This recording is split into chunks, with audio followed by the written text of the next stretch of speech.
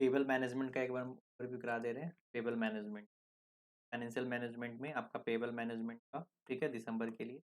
एक चीज़ ध्यान देंगे, इसमें बहुत ज़्यादा क्वेश्चंस नहीं है, ना तो कभी ये प्रीवियस ईयर एग्जाम में पूछा गया है, कभी नहीं पूछा है, ना प्रीवियस ईयर में भी एक भी क्वेश्चंस नहीं है, आपके एमटीपी में भी एक भी क्वेश्चंस नहीं है, ठीक है, ना तो इलस्ट्रेशन में आपका वर्कबुक में एक भी क्वेश्चन दिया है, कहीं भी कुछ क्वेश्चन नहीं दिया गया है।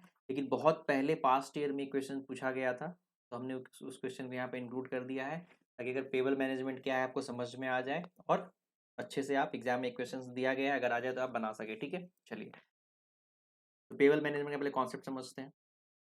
फर्स्ट वीडियो में ये पॉइंट समझ में हमने क्या बताया कि फैन आपका जो पेबल मैनेजमेंट है, पेबल मैनेजमेंट में ना तो आपके प्रीवियस ईयर्स क्वेश्चन में क्वेश्चंस दे रखा है, ना तो एमटीपी में क्वेश्चंस दे रखा है, ना तो आपके इलस्ट्रेशन में क्वेश्चंस दे रखा है।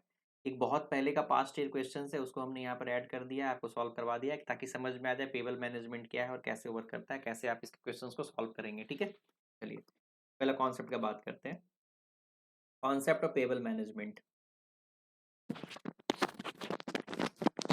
बोलता है only the what needed to evaluate supplier credit terms 250 net 40 and the compute the annualized cost of not taking the discount। इसको जब हम लोग क्वेश्चंस करेंगे अच्छे से समझेंगे, लेकिन फिर भी समझ सकते हैं आप क्या है इसमें जो 250 नेट 40 लिखा हुआ है, इसका मतलब क्या होता है। अगर आप किसी क्रिएटर से आप क्रेडिट ले रहे हैं, सप्लायर से आप अगर क्रेडिट पे सामान ले रहे हैं, तो आपको ऑफर दे रहा है 250 नेट 40। इसका मतलब क्या हुआ, आप 40 दिन के अंदर आप पेमेंट करो, आप हम आपको 40 दिन का क्रेडिट टर्म्स दे रहे हैं।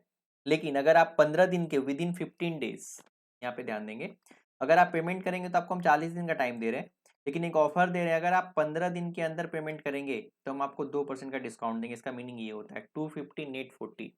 आप 40 दिन के अंदर पेमेंट करो, हमने आपको क्रेडिट दिया, लेकिन अगर आप 15 दिन के अंदर पेमेंट करेंगे तो आपको हम 2% का डिस्काउंट देंगे। तो यहाँ पे हम लोग क्या देखते हैं, डिस्काउंट क्या है, मुझे डिस्काउंट लेना चाहिए कि नहीं लेना चाहिए, मुझे 40 डेज पे पेमेंट करना चाहिए या 15 डेज पे पेमेंट करके 2% का डिस्काउंट लेना चाहिए कि नहीं लेना चाहिए। इस चैप्टर का मेन थीम यही होता है। पेबल का मतलब वही simple trade creditor from the operating cycle. Operating cycle में जो आपका ट्रेड क्रेडिटर है उस पर हम लोग डिस्कस करते हैं, ठीक है, क्योंकि वर्किंग कैपिटल मैनेजमेंट का ही पार्ट है ये। एम, इसमें एम क्या होता है, main minimise the financing cost while the staying with the agreed terms. तो हम लोग कॉस्ट मिनिमाइज करेंगे, तो हम लोग देखेंगे 40 दिन में के बाद देने में फायदा है या 15 दिन में लेके देने में, कहीं से लोन पे लेके देने में फायदा है ज्यादा। तो हम यहाँ पे क्वेश्चंस करेंगे, आपको समझ में आ जाएगा। फोर मेजर द फॉर्मूला, तो इसमें फॉर्मूला लिख दी है, लेकिन एक्चुअली हम आपको लॉजिक से समझाएंगे यहाँ पे। पहला होता है cost of not taking the cash discount, annualised या सिंपल। हम लोग सिंपल एनुलाइज रेट निकालेंगे। कॉस्ट पर इनम का हमने यहाँ पर फॉर्मूला लिख दिया है, आप फॉर्मूला यूज करेंगे ज्यादा कंफ्यूजन होगा। आप यहाँ फॉर्मूला, ठीक है, हमने एग्जैक्ट इसमें क्या कर दिया, एग्जैक्ट एनुलाइज रेट हमने यहाँ पर लिख दिया, उसका फॉर्मूला भी लिख दिया, लेकिन आपको फॉर्मूला यूज नहीं करना। हम आपको जो क्वेश्चन करवाएंगे आपको, अगर आपको दिखे तो कंफ्यूज नहीं होना, ये फॉर्मूला कैसे आया, लॉजिक से हम एग्जाम्पल में देखिए आपको समझाएंगे। ठीक है, चलिए, अब यहाँ पे डिसीजन सीट, यहाँ पे एक एग्जांपल दिया गया है और यही क्वेश्चंस में भी है आपका, तो समझ में आ जाएगा, कॉन्सेप्ट डेवलप हो जाएगा, फिर हम एक क्वेश्चंस कर लेंगे, आपको अच्छे से कॉन्फिडेंस आ जाएगा। जैसे अर्ली पे च्वाइस फॉर 250 नेट 40, 40 दिन में आपको पेमेंट करना है। पहला ऑफर क्या है आपको, कि आपको 40 दिन पेमेंट करना है, लेकिन एक ऑफर मिला हुआ है, अगर 15 दिन के अंदर पेमेंट करते हैं तो 2% का हम डिस्काउंट देंगे। ठीक है, चलिए, अब इनपुट, आपका डिस्काउंट कितना मिल रहा है, 2%। डिस्काउंट डेज कितना है, 15 डेज। तो नेट डेज कितना है आपका, 40। 15 दिन में पेमेंट करेंगे तो आपको डिस्काउंट 15 दिन में तो मिल ही रहा है, आपको 15 दिन का डिस्काउंट तो मिल ही रहा है। 15 दिन में पेमेंट करेंगे तो इतना, तो नेट डेज आपका 40 दिन है, तो आपको फायदा कितने दिन का होगा, 25 दिन का।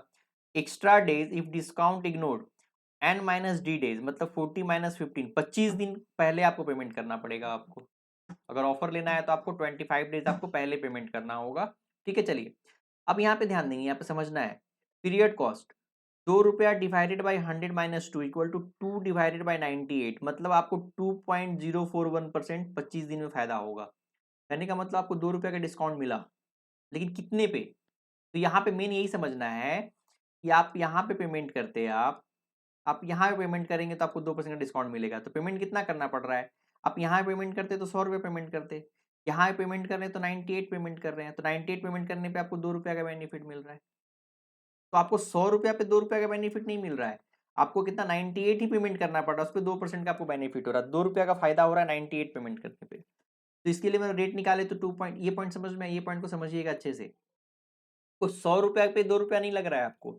इसका मतलब ये है कि अगर आप कहीं से ब्याज लेके अगर आप पेमेंट कर देते हैं, मान लीजिए 15 डेज पे आप कहीं से ब्याज लेके पेमेंट कर रहे हैं, आप आपको यहाँ पे 100 रुपये थोड़ी देना पड़ रहा है, यहाँ पे तो 98 ही देना पड़ रहा है। और आपको फायदा कितने का हो जा रहा है, 2 रुपये का। तो 2 रुपये का फायदा 100 रुपये पे नहीं हो रहा, आपको 98 पे निकल रहा है। इसलिए फॉर्मूला में जो वहाँ पे लिखा रहता है ना 100 माइनस डी, यही लिखा रहता है।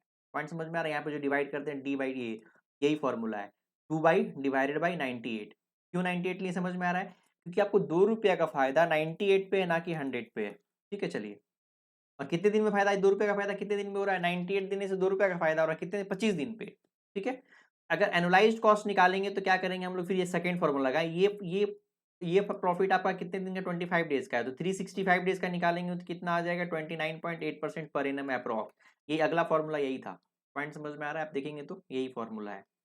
चलिए, अब decision rule, if the firm short terms borrowing rate less than 29.8%, तो हमने जब पूरा साल का रेट निकाल के देखा तो हमको डिस्काउंट कितना मिल रहा है? अगर अगर हम 15 दिन में 98 रुपीज दे रहे हैं, 2 रुपये का फायदा हो जा रहा है, तो 25 दिन पहले, बस 25 दिन का हमको 2 रुपये फायदा हो रहा है, तो साल भर कितना फायदा हो रहा है हमको? 29.8% का प्रॉफिट हो रहा है। ठीक है, चलिए। अब बोलता है अगर borrower pays on the 15 days take the discount, otherwise pay on 40 days. तब यहां से हम लोग देखेंगे अगर 29.8%, अगर हम कहीं से लोन लेके भी दे रहे हैं तो हमको 29.8% हमको यहाँ पे फायदा हो रहा है। तो अगर मेरा कॉस्ट 29.8% तक भी होगा तो हमको नो प्रॉफिट नो लॉस होगा, लेकिन अगर हमारा कॉस्ट इससे कम है तो वो प्रॉफिट पे चले जाएंगे हम। अगर हमको मार्केट में इससे कम पे मिलेगा तो हम क्या करेंगे? लोन लेके इसको पेमेंट कर देंगे, हमको बेनिफिट हो जाएगा, अदरवाइज रहने देंगे। क्वेश्चन में लेकिन ध्यान देंगे आप लोग, एनुलाइज रेट तभी निकालेंगे जब क्वेश्चन बोला जाएगा, अदरवाइज आप इग्नोर करेंगे। पॉइंट समझ में आया? चलिए, अब यहाँ पे ध्यान देंगे, यहाँ पे प्रॉब्लम कहाँ पर फंसता है कभी कभी। Period alignment using annual interest with monthly daily days. आपको यहाँ पे ध्यान देना पड़ेगा, मैच को पीरियड करना पड़ता है। अगर एनुअल है तो इंटरेस्ट एनुअली लेंगे, डेली है तो डेली, मंथली है तो मंथली। यहाँ पे टाइम को ध्यान पे रखना पड़ता है कि जो रेट दिया गया है वो मंथली मंथली है, डेज डेज है, या ईयरली ईयरली। यहाँ पे मैच कराना होता है, नहीं तो प्रॉब्लम हो जाता है। जो एक्स्ट्रा डेज है यहाँ पर एन माइनस डी करना होता है। टेकिंग फुल डेज, बहुत लोग क्या करते हैं 40 डेज ले लेते हैं। आपको 40 डेज नहीं लेना है, आपको यहाँ पे n minus discount days only. यहाँ पर 25 दिन से आपको यहाँ पर 25 दिन लेना है कैलकुलेट। आपको प्रॉफिट 40 दिन का नहीं हो रहा है, आपको 25 दिन का प्रॉफिट हो रहा है। 15 दिन तो आपको मिल ही रहा था ना पहले। चलिए, तो डिस्काउंट बेस क्या लेना है? बहुत लोग क्या करते हैं डी बाई 100, आपको डी बाई 100 नहीं करना है, आपको उसको 100 माइनस डी करना है, मतलब 98 लेना है। ये भी मिस्टेक होता है एक तो। ठीक है, छोटा सा चैप्टर लेकिन मिस्टेक कंफ्यूजन होता है। डिसीजन बेस क्या देना है? Concluding without the rate comparison. आप सिर्फ जो रेट है उसे डिसीजन ऐसा नहीं है, आप कंपेयर करो कि डिस्काउंट कितना मिल रहा है और आपको मार्केट में रेट कितना मिल रहा है, कंपेयर करेंगे फिर हम लोग डिसीजन लेंगे।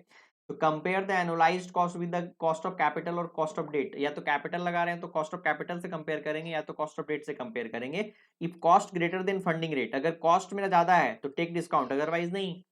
अगर कॉस्ट, ये जो कॉस्ट जो आ रहा है मेरा, जो हम लोग जो बेनिफिट लिए मेरा 29 पॉइंट समथिंग आया, अगर मेरा फंडिंग रेट से अगर ज्यादा है तो फिर ठीक है, नहीं तो डिसीजन नहीं लेंगे हम लोग। राउंडिंग, राउंडिंग टू एर्ली, आपको राउंडिंग जल्दी नहीं करना है, पहले आपको 4 डेसिमल तक लेना है। फाइनल आंसर होगा तब वहां पे 2 डेसिमल तक लेंगे, उसके पहले 4 डेसिमल तक लेंगे, अदरवाइज आपका आंसर मिस्टेक हो जाएगा। ठीक है, चलिए, तो ये बेसिक कॉन्सेप्ट था। इसके बाद हम लोग क्या करेंगे नेक्स्ट क्वेश्चन में, हम नेक्स्ट वीडियो में क्वेश्चन नंबर 1 समझा दे रहे हैं, जो ज्यादा कॉन्सेप्ट क्लियर होगा। ठीक है।